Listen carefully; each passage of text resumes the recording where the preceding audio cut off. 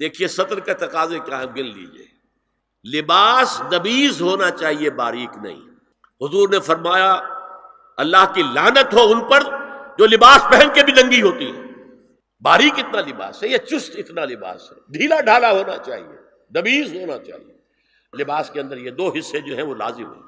اور پھر سینے پر، اب ظاہر بات ہے کرتا پہنا ہوا ہے، ڈھیلا ڈھالا ہے، پھر بھی یہ سینے کے ابھار تو ظاہر ہو جائیں گے.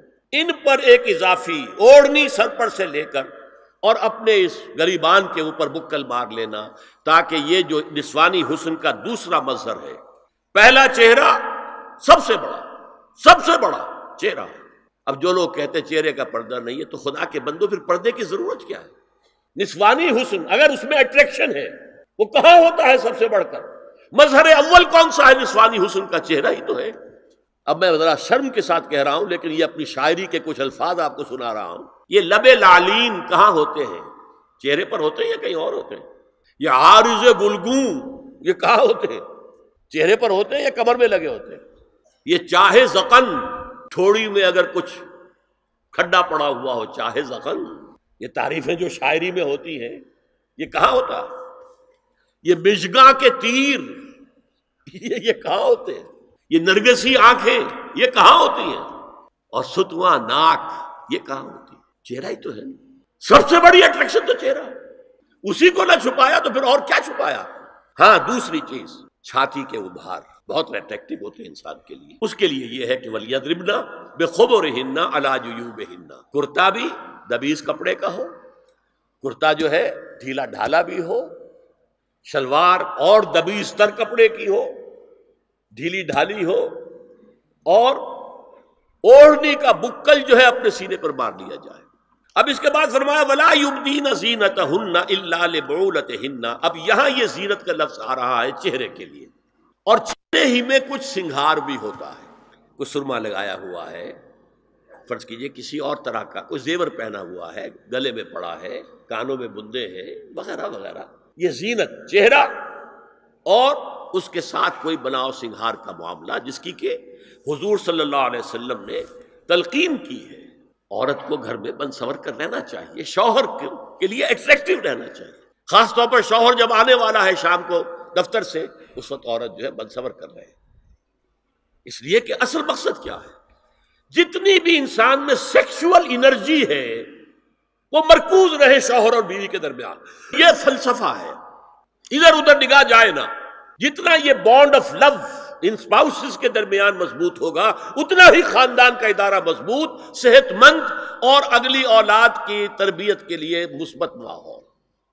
اب ان کے لیے کہا گیا کہ چہرے کی زینت، اور چہرے کے اوپر اگر کوئی بناؤ سنگھار ہے، زیور ہے، تو اس کی زینت نہ ظاہر کریں. مگر اب یہ یہاں تفصیلی آئی ہے، جو محرم ہیں ان کی تفصیل، اور میں بیان کر چکا ہوں. محرم وہی ہے صرف جن سے کبھی کسی حال میں شادی نہیں ہو سکتی. بھائی سے کسی حال میں شادی نہیں ہو سکتی، باپ سے، دادا سے، چچا سے کسی حال میں شادی نہیں ہو سکتی، ماموں سے کسی حال میں شادی نہیں ہو سکتی. ہاں چچا کے بیٹے سے ہو سکتی ہے، وہ نامحرم ہے. ماموں اور خالہ کے بیٹے سے ہو سکتی ہے، وہ نامحرم ہے. تو فرمایا کن کے سامنے ظاہر کر سکتی ہے؟ الا لبعولتہن، سب سے بڑھ کر تو شوہر، او آبائہن، اور یہ آپ نے باپ. اچھا باپوں میں نوٹ کی دی، باپ حقیقی ہو، اخیافی ہو، اللاتی ہو یا رضاعی ہو، یہ چاروں قسم کے باپ اس میں شامل ہوں. جس عورت نے دودھ پلایا تھا اس کا شوہر بھی باپ بن گیا. او آبائے بعولتہن، اپنے شوہروں کے باپ، یا ابنائہن، ان کے اپنے بیٹے. بیٹوں میں بھی آئیں گے چاروں، اللاتی، اخیافی، عینی اور رضاعی. او ابنائے بعولتہن، اور اپنے شوہروں کے بیٹے، ہو سکتا ہے شوہروں کی اور بیویاں بھی ہوں، تو ان کے بیٹے بھی جو ستیلے بیٹے ہیں وہ بھی محرم ہیں، ان سے کسی شکل میں کبھی شادی نہیں ہو سکتی. او اخوانہن، یا ان کے بھائی. او ابنائہن، یا اپنے بیٹے. او ابنائے بعولتہن، یا اپنے شوہروں کے بیٹے. او اخوانہن، یا اپنے بھائی. او بنی اخوانہن، یا اپنے بھائیوں کے بیٹے. او بنی اخواتہن، اپنا بھتیجا. اپنا بھتیجا، شوہر کا بھتیجا نہیں، اپنا بھتیجا محرم ہے. اپنا بھانجا محرم ہے، شوہر کا بھانجا محرم نہیں ہے. او نسائہن، یا ان کی عورتیں، اپنی عورتیں، جان پہچان کی عورتیں. ہر عورت بھی محرم نہیں ہے، نوٹ کر لیجئے. نسائہن، عورتیں بڑی بڑی قطامائیں ہوتی ہیں، وہ کیا کیا فتنے اٹھاتی ہیں، آتی ہیں گھروں کے اندر، کیا ذریعہ بنتی ہیں پھر پیغام رسانی کا، اور خرابی پیدا کرتی ہیں۔ اور اس میں کمال ہے جو مجھے واقعہ سنایا پروفیسر یوسف سلیم چشتی مرحوم نے سر سید احمد خان کے بارے میں۔ اب وہ زمانہ یاد کیجیے سر سید کا، ابھی انگریزی حکومت باقاعدہ جو ہے وہ ملکہ وکٹوریہ کی شروع ہوئی ہے، روب کتنا ہے انگریز کا، اور لیفٹیننٹ گورنر جو ہے یو پی کا وہ کہتا ہے سر سید احمد خان سے کہ ہماری میری بیگم آپ کے اہلیہ سے، آپ کے گھر والیوں سے ملنا چاہتی ہے۔ سر سید نے جواب دیا ہماری عورتوں کا اجنبی عورتوں سے بھی پردہ ہے، ہماری عورتیں آپ کی بیگم سے نہیں مل سکتی۔ میرا سر جھکتا ہے۔ او ما ملکت ایمانہن، یا جو ان کے داہنے ہاتھوں کی ملکیت ہو، باندیاں غلام۔ اس میں عرض کر چکا ہوں کہ اس میں کافی اختلافات ہیں۔ یہ بھی ہے کہ اس سے مراد صرف باندیاں ہیں، غلام مرد نہیں۔ یہ بھی ہے کہ مرد بھی ہے، اور یہ بھی ہے کہ مرد جب تک کہ وہ بالغ نہ ہو۔ لیکن میں اس بحث میں یہاں نہیں جانا چاہتا، یہ پھر فقہ کی بحث ہو جائے گی۔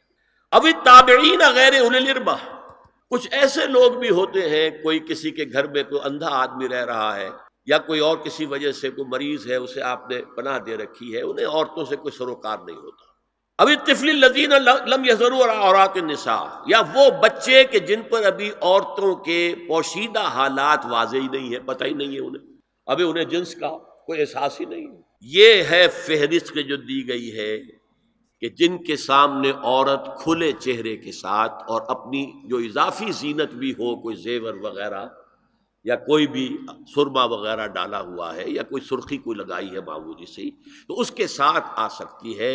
اور یہ وہ رشتے ہیں کہ جن سے کسی حالت میں بھی نکاح نہیں ہو سکتا، لہذا وہ ذہن ادھر جاتا ہی نہیں ہے، نارمل آدمی کا ذہن ادھر جائے گا ہی نہیں۔ ہم رہ رہے ہیں کہ اب نارمل فضا کے اندر، جس کو میں نے کہا انسیسٹ بڑھتا جا رہا ہے، اس کی مثالیں ہمارے معاشرے کے اندر اب بڑھتی چلی جا رہی ہیں۔ وَلَا يَضْرِبْنَ بِأَرْجُلِهِنَّ لِيُعْلَمَ مَا يُخْفِينَ مِن زِينَتِهِنَّ، اور چلتے ہوئے اپنے پاؤں زور سے نہ ماریں کہ ان کی زینت ظاہر ہو جائے۔ اگر کوئی پازیب پہنی ہوئی ہے، کوئی جھنجھنو وغیرہ ہے، تو اب اگر پاؤں مار کر چلے گی تو خام خواہ ذہن جائے گا بیٹھے ہوئے کا کہ کوئی خاتون جا رہی ہے، پلٹیں گے، دیکھیں گے، نگاہ دیں گے۔ یہاں تک اس کے علاوہ یہ بھی ہے، تعطر کے بارے میں فرمایا ہے کہ اگر عطر لگا کر کوئی عورت گھر سے نکلی ہے، اذا استعارت المرأة فمرت على القوم ليجدوا ريحها فهي كذا وكذا قال قولا شديدا۔ یہ ابو داؤد کی روایت ہے، حضور نے فرمایا جب کوئی عورت عطر لگا کر، خوشبو لگا کر نکلتی ہے کہ لوگ اس کی خوشبو سونگیں یا اس پر مطلع ہو جائیں تو ایسی ہے، ایسی ہے، بہت سخت الفاظ حضور نے استعمال کیے کہ جس کو راوی نے نقل نہیں کیا۔ دین کی بات پھیلانا صدقہ جاریہ ہے، ثواب کی نیت سے ویڈیو کو شیئر ضرور کیجیے۔ جزاک اللہ۔